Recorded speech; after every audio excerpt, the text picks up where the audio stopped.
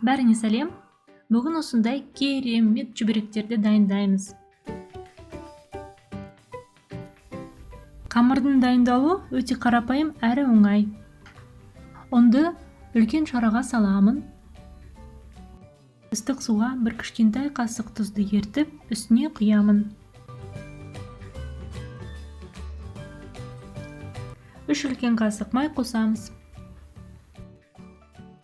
Бәрін араластырамын. Қамырды илеп 10 минутқа салфанмен жауып қою керек. Тартылған етке кішкене су құйып, салындысын дайындаймын.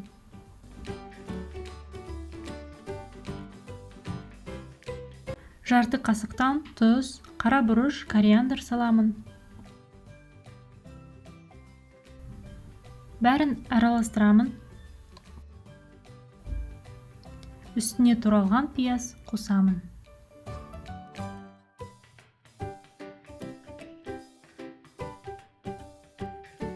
Ең соңында 3 үлкен қасық тартылған құйрық майды енгіземін.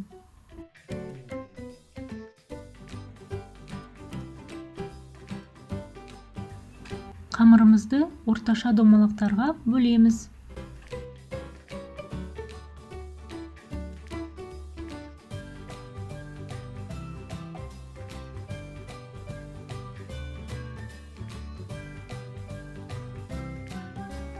Кеуіп қалмау үшін осылай салфанмен жауып қоямыз. Содан кейін әр домалақты жұқа қылып жазамын.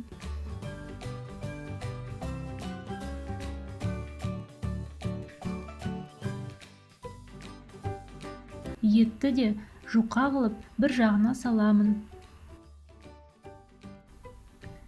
Жабыстыратын жерін саусақпен сулаймын.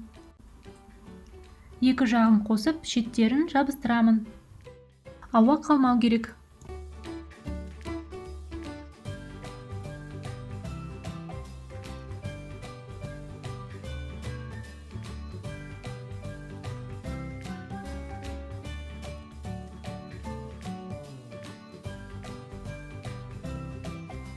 Қызып тұрған майға әр жағын жарты минуттан қуырамын.